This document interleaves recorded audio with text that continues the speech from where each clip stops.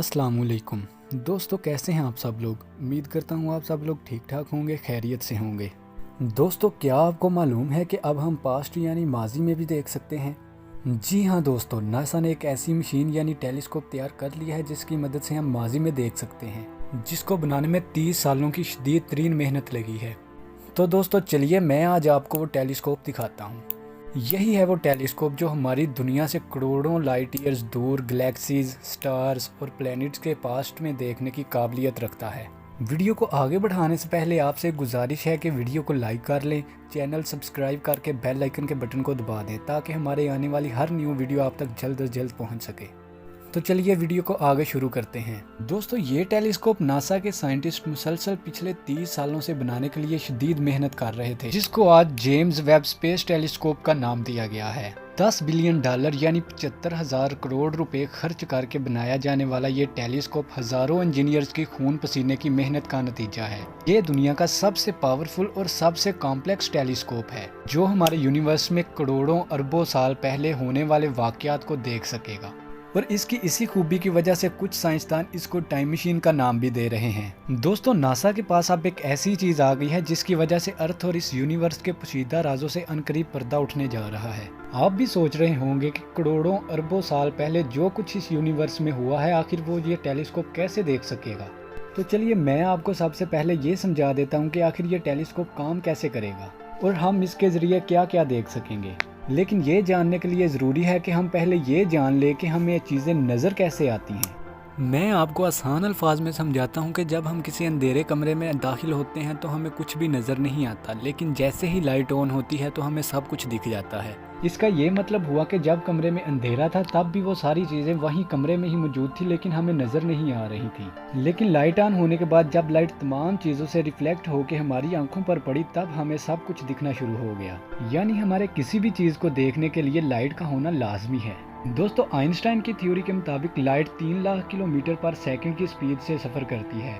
एक छोटे से कमरे में फैलने में जरा सी भी देर नहीं लगती, इसलिए लाइट ऑन होते ही हमारे आंख झपकने से पहले हमें सब कुछ नजर आ जाता है। लेकिन जब यही लाइट हमारे इतने बड़े यूनिवर्स में सफर करती है तो जाहिर है उसे भी एक जगह से दूसरी जगह जाने में वक्त लगता है। जैसे कि चांद और अर्थ के दरमियान तकरीबन 3,84,000 किलोमीटर का फासला है। तो दोस्तों, सूरज की रोशनी जब चांद से टकराकर जमीन पर पहुंचती है तो तब ही हमें चांद नजर आता है, और सूरज की रोशनी चांद से टकराने के बाद अर्थ तक पहुंचने में 1.25 सेकंड लगाती है। तो इसका ये मतलब हुआ कि जो चांद हमें नजर आ रहा है दरअसल वो चांद का 1.25 सेकंड पुराना वर्जन है।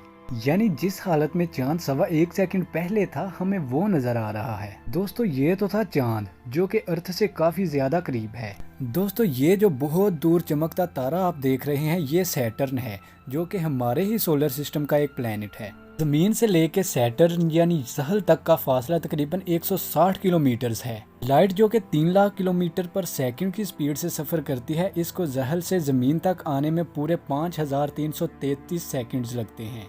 या फिर ये कह लें कि रोशनी को ज़हल से ज़मीन तक पहुंचने में 1.5 घंटा लगता है। यानी ज़हल जो कि ज़मीन से हम देख रहे होते हैं, असल में ये हम 1.5 घंटे पुराना ज़हल देख रहे होते हैं। अल्लाह ना करे अगर इस वक्त ज़हल टूटकर 2 टुकड़ों में तकसीम भी हो जाता है तब भी ये 1.5 घंटे तक हमें ऐसे ही दिखेगा। यानी ये कहा जाए कि हम ज़हल के माजी में देख रहे हैं तो ये कहना भी गलत नहीं होगा। दोस्तों, एक और बात आपको बताता चलो कि स्पेस साइंटिस्ट और एस्ट्रोनॉमर्स स्पेस में डिस्टेंस को किलोमीटर्स में नहीं बल्कि लाइट ईयर्स या फिर लाइट आवर्स से नापते हैं। यानी स्पेस में लाइट 1 घंटे तक लगातार सफर करती रहे तो जितना फासला तय करेगी उसे 1 लाइट आवर कहा जाएगा। ऐसे ही रोशनी 1 साल तक सफर करती रहे तो जितना फासला तय करेगी उसे 1 लाइट ईयर कहा जाएगा। जैसा कि मैंने आपको बताया कि ज़हल से लाइट को ज़मीन तक आने में 1.5 घंटा लगता है, तो आप ये भी कह सकते हैं कि ज़हल ज़मीन से 1.5 लाइट आवर्स दूर है। दोस्तों, ये तो थे ज़हल और चांद जो कि हमारे ही सोलर सिस्टम में मौजूद हैं, लेकिन चलिए अब हम अपने सोलर सिस्टम से भी बाहर चलते हैं। दोस्तों, ये यूनिवर्स बहुत ही ज़्यादा बड़ी है, इतनी बड़ी कि इस तस्वीर में जो गैलेक्सी आप देख रहे हैं ये मिल्की वे गैलेक्सी है, और इस गैलेक्सी में ये जो छोटा सा नुक्ता आप देख रहे हैं यहाँ कहीं है हमारा सोलर सिस्टम, जिस सोलर सिस्टम में हमारी ज़मीन, सूरज, चांद और दूसरे प्लैनेट्स भी मौजूद हैं। दोस्तों, जैसा कि मैंने आपको बताया कि रोशनी 1 सेकंड में 3 लाख किलोमीटर सफ़र तय करती है, और रोशनी 1 साल तक सफ़र करती रहे तो उसे हम 1 लाइट ईयर कहेंगे।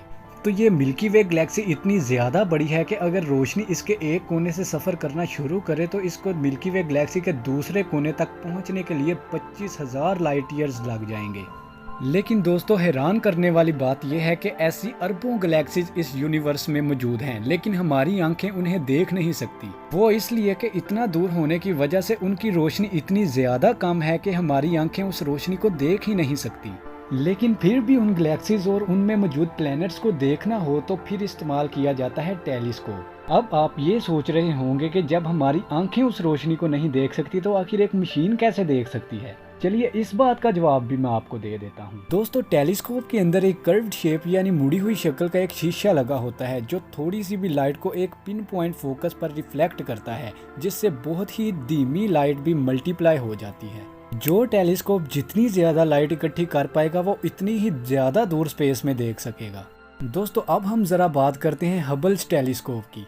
1990 में लॉन्च होने वाला हबल्स टेलीस्कोप जो हमारे सोलर सिस्टम से 10 अरब लाइट ईयर्स दूर गैलेक्सी को भी देख सकता है। हबल्स टेलीस्कोप के इस सिस्टम को डीप फील्ड भी कहा जाता है। ये वो तस्वीर है जो हबल्स टेलीस्कोप के डीप फील्ड ने खींची थी, पर असल में हम इन गैलेक्सीज के पास्ट यानी माजी में देख रहे हैं, इतना माजी के जब हमारी दुनिया भी नहीं बनी थी। जी हाँ दोस्तों, गैलेक्सीज का ये जो वर्जन आप देख रहे हैं दरअसल ये 10 अरब साल पुराना है, क्योंकि इनमें से जो लाइट निकली थी वो 10 अरब साल तक सफर करने के बाद हम तक पहुंची है, जबकि हमारा प्लेनेट अर्थ आज से 4.5 अरब साल पहले बना था। दोस्तों अब आपके दिमाग में ये सवाल घूम रहा होगा कि जब हबल्स टेलीस्कोप ऑलरेडी गैलेक्सीज के पास्ट में देख सकता है तो हमें जेम्स वेब टेलीस्कोप की जरूरत ही क्या थी। तो चलिए आपके इस सवाल का जवाब भी मैं आपको दे देता हूँ। दोस्तों हबल्स टेलीस्कोप में 2.4 मीटर बड़ा मिरर लगा हुआ है, जबकि जेम्स वेब टेलीस्कोप में 6.5 मीटर बड़ा मिरर लगा हुआ है। हबल्स टेलीस्कोप इंसानी आंखों से 100 गुना ज्यादा लाइट इकट्ठी करने की काबिलियत रखता है, जबकि जेम्स वेब टेलीस्कोप इंसानी आंखों से 10 लाख गुना ज्यादा लाइट इकट्ठी करने की काबिलियत रखता है। इंजीनियर्स का कहना है कि जेम्स वेब टेलीस्कोप इतना पावरफुल है कि अगर इसको चांद पर रखा जाए तो वो जमीन पर किसी छोटी मोमबत्ती को भी देख सकता है, या जमीन पर रखा जाए तो ये चांद पर मौजूद किसी छोटी मक्खी को भी देख सकता है। इतना ही नहीं बल्कि James Webb telescope infrared light को भी देख सकता है। मैं आपको इंफ्रारेड लाइट के बारे में बता दूं कि साइंस के मुताबिक जो गैलेक्सीज और स्टार्स हमसे दूर जा रहे हैं इनकी लाइट हमारे तक पहुंचते पहुंचते इंफ्रारेड लाइट में तब्दील हो जाती है। इंफ्रारेड लाइट जो कि ना ही हबल्स टेलीस्कोप देख सकता है और ना ही इंसानी आंखें।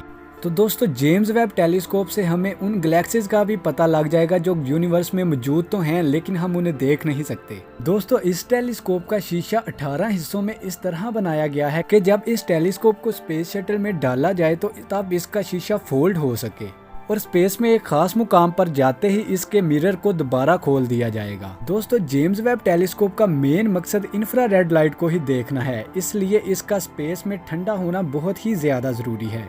इसके शीशे वाली साइड पर सूरज की थोड़ी सी भी तपश ना लगे, इस वजह से इसकी डायरेक्शन सूरज के ऑपोजिट साइड पर होगी, जबकि इसकी बैक साइड पर सन शील्ड की 6 लेयर्स लगाई गई हैं और ये सन शील्ड्स खुलने के बाद एक टेनिस कोर्ट की साइज जितनी फैल जाती हैं। दोस्तों ये सब इतना पेचीदा है कि अगर स्पेस में इसके खुलने के वक्त एक छोटी सी भी गलती हुई तो करोड़ों रुपए और सालों की मेहनत एक ही पल में ढेर हो जाएगी।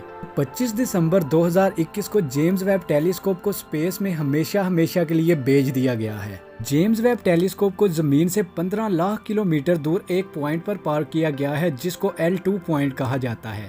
ये टेलीस्कोप 25 जनवरी 2022 को L2 पॉइंट पर पहुंच गई थी और इसने अपना काम भी शुरू कर दिया था। दोस्तों अब इस टेलीस्कोप ने ऐसे राजों से पर्दा उठा दिया है जिनका आज से पहले सिर्फ तस्व्वुर ही किया जा सकता था। जेम्स वेब टेलीस्कोप ने नासा को कुछ तस्वीरें भेजी थी। 12 जुलाई 2022 को नासा ने जेम्स वेब टेलीस्कोप की भेजी हुई पहली 5 तस्वीर पब्लिश की, जिनको देखने के बाद पूरी दुनिया हैरान हो गई। दोस्तों वो तस्वीर मैं आपको अपनी अगली वीडियो में दिखाऊंगा। आज के लिए बस इतना ही। उम्मीद करता हूँ आपको ये मेरी वीडियो बहुत ही ज्यादा पसंद आई होगी और अगली वीडियो के लिए आप इंतजार करेंगे।